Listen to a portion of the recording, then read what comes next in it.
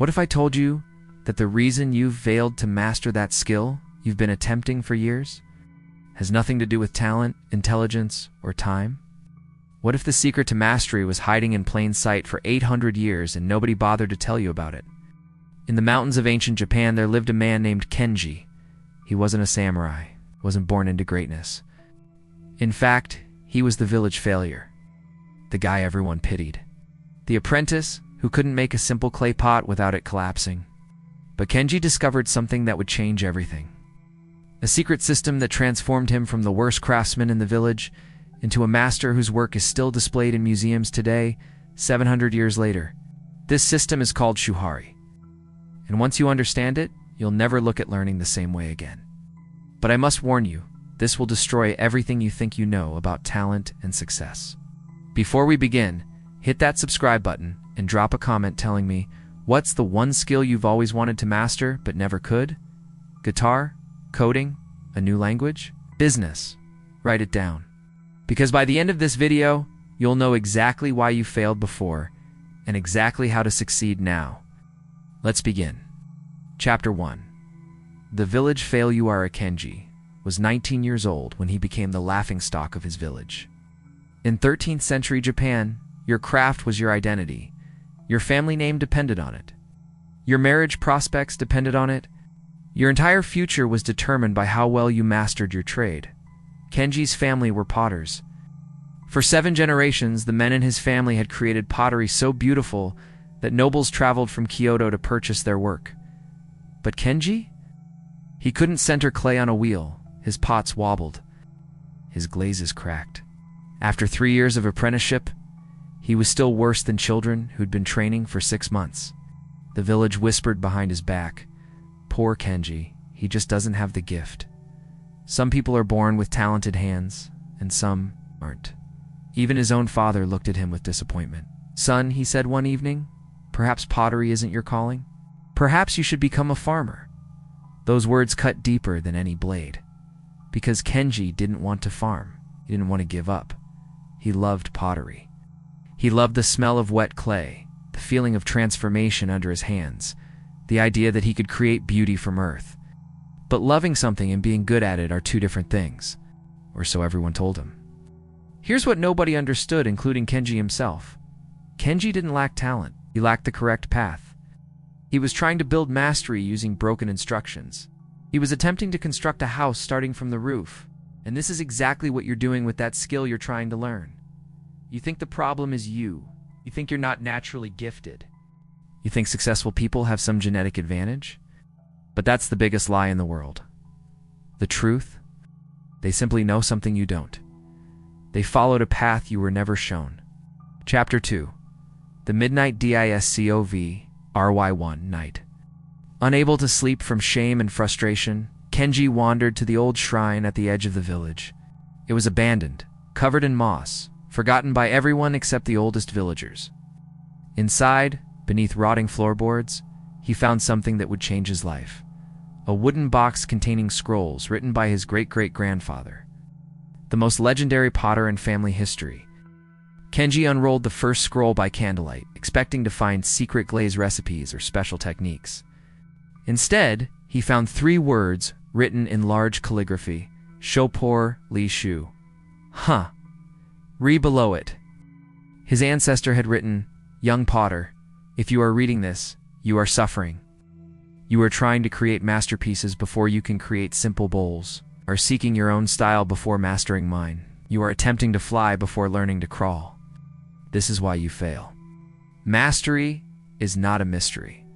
It is a path with 3 gates. You must pass through each one. You cannot skip, you cannot rush, and you will wander in darkness forever. First gate, SHU obey.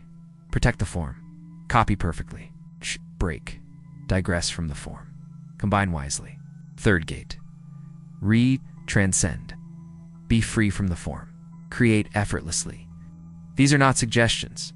These are laws. Laws as fixed as gravity. Break them, and you will fall. Kenji read those words 3 times, 4 times, 10 times. Something inside him cracked open. He realized that for 3 years he'd been trying to develop his own style, his own approach, his own techniques, before he'd mastered even a single basic form. He'd been trying to start at Gate 3 without passing through Gate 1. And this is exactly what you're doing. You want to create before you can copy. You want originality before you have fundamentals. You want to express yourself before you understand the language. You're trying to write poetry before learning the alphabet. Chapter 3. Shu the death of Ijiotha next morning. Kenji approached the village's master, potter and old man named Takeshi, who rarely took apprentices anymore. Master Takeshi, Kenji bowed deeply. I have wasted 3 years. I tried to find my own way. I was wrong. Please teach me the correct path. I will obey everything you say without question. Takeshi studied him for a long moment. Everything, even when it seems pointless, even when it's boring, even when other apprentices mock you for being robotic. Everything, Kenji replied. Then we begin tomorrow at dawn. Prepare yourself because I'm going to kill your ego. The next morning, Master Takeshi placed a simple tea bowl in front of Kenji. Copy this exactly. Not similar, not close. Exactly. Same weight. Same curve. Same thickness. Same texture. The diameter must match within a millimeter. The height must match within a millimeter. When you can create a bowl that I cannot distinguish from this one, you will move to the next lesson. Kenji looked at the bowl. It was the most basic design imaginable. Simple, plain, nothing artistic about it. Master, he said carefully, should I not learn more interesting pieces? This bowl is so simple. Takeshi's eyes became cold. You think mastery is about interest? You think greatness is built on excitement? This is why you failed before. You want entertainment? Want variety? Want to skip to the impressive parts? He picked up the bowl. This simple bowl contains every principle you need. The centering, the pulling, the compression, the balance. Master this, and you can master anything. Fail to master this, and you will forever be mediocre.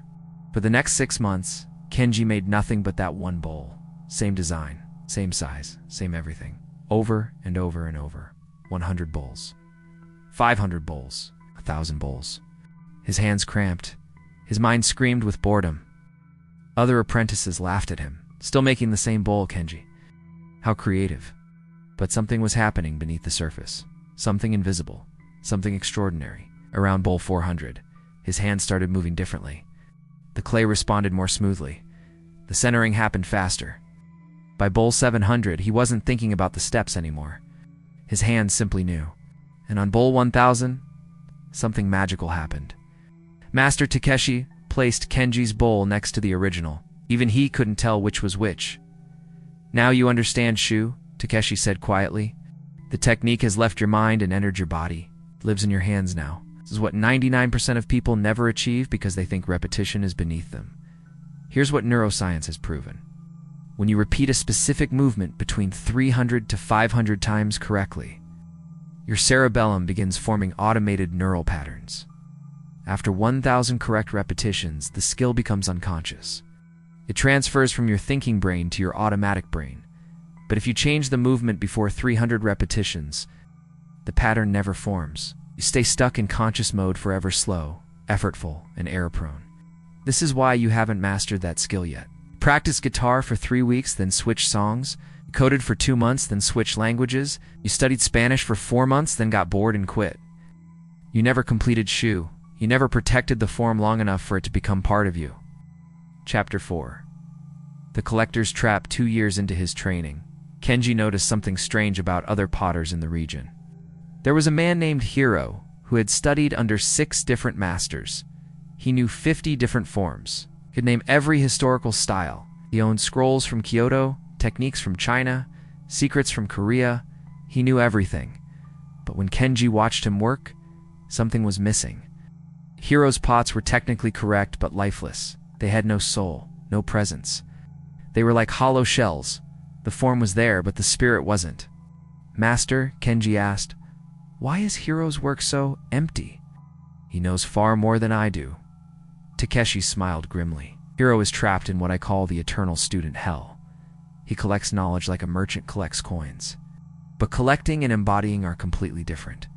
The master drew a circle in the dirt. Knowledge is standing outside this circle, looking at it, understanding it, being able to describe it. Mastery is becoming the circle. It's no longer something you know, it's something you are. Hiro has a map of 50 territories, but he's never walked through any of them. You have walked through one territory so many times that you know every stone, every tree, every shadow. When you work, you don't need the map. You are the territory. This hit Kenji like lightning. He realized that most people confuse having information with having skill. They confuse understanding concepts with embodying them. And you're probably doing this right now. You've watched 47 YouTube tutorials on your skill. You've read 12 books. You've bookmarked 89 articles. You know what to do, but you haven't done it 1,000 times. You haven't walked the territory. You only have the map. And a map is useless if you never walk the path. Here's the brutal truth. In a Stanford University study of 10,000 learners across different skills, researchers found that people who consumed 10+ hours of instructional content but practiced less than 50 hours showed zero improvement compared to complete beginners. Meanwhile, people who consumed only 2 hours of instruction but practiced 200+ hours showed mastery-level performance. Information without embodiment is worthless. Worse than worthless, it's an illusion that makes you think you're progressing when you're not. Chapter 5. The dangerous freedom after 3 years of Shu. Master Tokushi called Kenji to his workshop. You have protected the form long enough, he said. Now you must break it. Kenji was confused. Break it? But you taught me that the form is sacred. The form is sacred, Tokushi replied. That's why you had to master it completely before being allowed to break it. Most fools break the form too early, thinking they're being creative. They're not creative, they're just lazy. They're destroying something they never built. The master placed 3 different bowls in front of Kenji. These are from 3 different traditions: Chinese, Korean, Japanese. Each contradicts the other. Different proportions, different techniques, different philosophies. For the next year, you will study all 3. You will become confused. Your muscle memory will fight itself. Your mind will short-circuit trying to reconcile contradictions. Then why? Kenji started to ask. Because Takeshi interrupted. On the other side of that confusion is wisdom. When you master multiple contradicting forms, you begin to see something invisible to beginners, the principles beneath the forms. The universal truths that all masters understand but cannot speak. The next year was the hardest of Kenji's life. He would practice Chinese forms in the morning: thin walls, delicate curves, fast spinning. Then Korean forms in the afternoon: thick walls, bold angles, slow building. Then Japanese forms in the evening: balanced proportions, subtle elegance, rhythmic centering. His hands didn't know what to do. Every style contradicted the last. For 3 months his work got worse. He felt like he was going backward. But in month 4 something shifted. Kenji began to see patterns. Chinese style emphasized flow of energy. Korean style emphasized structural integrity. The Japanese style emphasized harmony of proportion. 3 different expressions of the same invisible truth: the relationship between form and force. By month 12, Kenji could work in any style. More than that, he could blend styles in ways that none of his teachers had ever shown him. One day, he created a bowl using Chinese throwing speed, Korean structural principles, and Japanese aesthetic balance. Master Takeshi picked it up, examined it in silence, then looked at Kenji with something rare in his eyes. Respect. You are in Ha now, he said quietly. Right. You are no longer my copy. You are becoming yourself. But remember, this is not the end. This is not mastery. You are skilled. Yes, but skill and mastery are not the same thing. Here's what Harvard researchers discovered. When experts study multiple contradictory approaches to the same skill after mastering one deeply, their brains form what is called abstract schema. These are meta-patterns that transcend specific techniques. This is what allows them to improvise, innovate, and create solutions they've never seen before. But this only works if the first approach was mastered to unconscious competence. If you study 3 approaches as a beginner, you just become confused and mediocre at all 3. You must master one path completely before walking multiple paths. This is Ha. This is where you earn the right to break the rules, but only because you mastered them first. Chapter 6. The Silent Tianessian DNCE. 5 years after reading those scrolls in the abandoned shrine, Kenji had become known throughout the region as an exceptional potter. Noble families commissioned his work. Other potters studied his pieces, trying to understand his technique. But Kenji knew something they didn't. He wasn't finished yet. He could create masterpieces now, yes, but he was still thinking, still choosing, still deciding which technique to use for each moment. There was a third gate he hadn't passed through yet. One autumn morning, Master Takeshi announced that a legendary master from Kyoto was visiting a man named Soen, who was said to be the greatest potter alive. Soen was 78 years old. His hands were weathered and scarred. Walked slowly, breathed heavily, looked like he could barely lift a bag of clay. Master Takeshi asked him to demonstrate his craft. Soen sat at the wheel and began to work. What happened next, Kenji would remember for the rest of his life. Soen's hands moved like water, not fast, not slow, just inevitable, like watching a river flow or wind bend grass. There was no hesitation, no decision, no technique. It was as if the clay was forming itself, and Soen's hands were simply there in 12 minutes. Created a vase so perfect, so alive, so charged with presence, that everyone in the room fell silent just looking at it. "How?" Kenji whispered. "How did you do that?" Soen looked at him with kind eyes. "I didn't do anything. It happened through me. You watched my hands, yes? But did you see me thinking? Did you see me choosing techniques?" Kenji shook his head. "That is Soen said. "When you enter you are no longer doing the craft. The craft is doing itself through you. Your ego disappears. There is no you in the clay. There is only creation."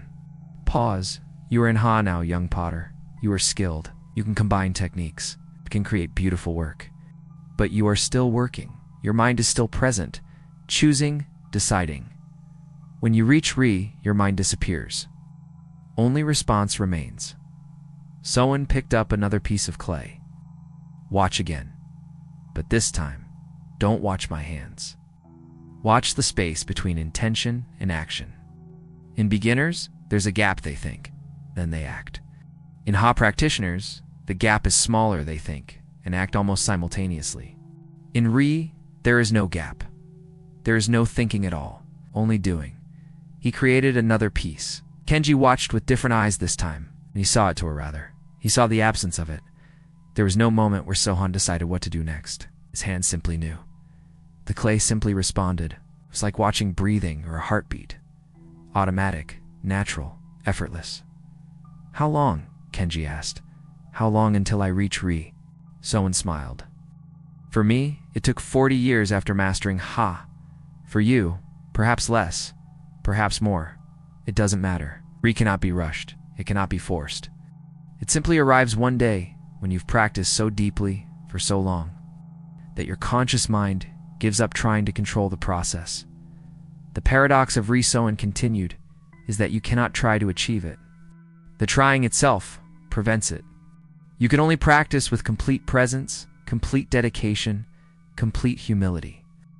And one day, without warning, you'll realize you're no longer practicing. You've become the practice itself." Chapter 7. The universal Truthkg eventually reached It took him another 7 years. But when he got there, he understood something that changed how he saw everything. Shuhari isn't just about pottery, it's about everything. Think about it. Want to master guitar? Copy songs note for note, until your fingers know them without thinking Study different genres. Understand music theory. Combine approaches Pick up the guitar and music flows through you without conscious thought. Want to master programming? Copy code from experts line by line until patterns sink into your brain. Learn multiple languages. See universal principles. Adapt solutions. Code flows from your mind directly to the screen without translation. Want to build a business? Copy business models that work. Follow mentors exactly. Learn the fundamentals. Adapt models to your niche. Combine strategies. See market principles. Business decisions become instinctive. You see opportunities others miss. Want to master public speaking? Memorize and deliver speeches from great speakers word for word. Study different speaking styles. Adapt to different audiences. Blend techniques. Words flow naturally. You respond to the room's energy without preparation. Want to learn a new language? Repeat phrases exactly as native speakers say them. Mimic pronunciation perfectly. Study grammar rules. Understand language patterns. Practice with different dialects. Think directly in the language. No translation happens in your mind. The path is always the same. Always. Shu. Ha. Reprotect the form.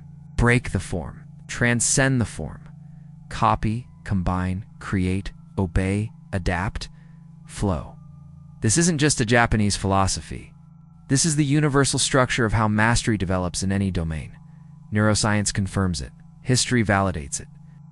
Every master who has ever lived has walked this path, whether they knew the words or not. Chapter 8. Why you've been, fail, ing now. Here's the brutal truth most people woe and tell you. The reason you have unmastered that skill yet is lack of talent. It isn't lack of time. It isn't lack of opportunity. It's because you refuse to do shu. Your ego won't let you be a beginner. Your ego won't let you copy someone else exactly. Your ego won't let you repeat the same basic thing 1,000 times. Your ego tells you, I'm unique. I should find my own way. I'm creative. I don't need to follow someone else's path. And that ego is the prison keeping you mediocre. Every master in history, every single one started as a perfect copy of their teacher. Picasso copied classical paintings for years before developing his style. Steve Jobs copied Xerox's interface before creating Apple's. Every jazz musician learned to play standards exactly before improvising. Bruce Lee mastered traditional Wing Chun before creating Jeet Kune Do. Shakespeare studied and copied classical Roman plays before writing his masterpieces. There are no exceptions, none. The modern world has sold you a lie, that you should skip fundamentals and express yourself immediately. That following rules is for the uncreative, that copying is for the weak. But the opposite is true. Following rules makes you free. Copying perfectly gives you the foundation to create originally. Mastering the basics unlocks the advanced. You just have to be humble enough to start at the beginning. Listen carefully. You are not too smart for basics. You are not too creative for imitation. You are not too unique for structure. You're just too proud. And pride is what keeps you stuck. The day you swallow your pride and enter shu with complete humility, that's the day your transformation begins. Not before, not without it. There is no other way. Chapter 9. The captor, Kenji, died at age 71. His pottery is displayed in museums across Japan. But more importantly, he trained 43 apprentices, and every single one of them became a master. You know why? Because he taught them the only thing that matters, Shuhari. You have the same choice Kenji had. You can spend the next 5 years looking for shortcuts, trying to skip steps, refusing to humble yourself. 5 years from now, be exactly where you are today. Or you can start shu today. Find someone better than you. Copy them obsessively. Repeat until the skill enters your bones. Then move to ha. Then to re. Here's what you do right now. 1. Choose one skill. Not 3. 1. The skill that would change your life if you mastered it. 2. Find a master, someone 1x better than you. Study them, follow them, copy them. 3. Enter shu with complete humility. No creativity. No my way. Just perfect imitation for as long as it takes. 4. Protect the form until it becomes you. 300 reps minimum. 1,000 reps ideal. 5. Trust the path.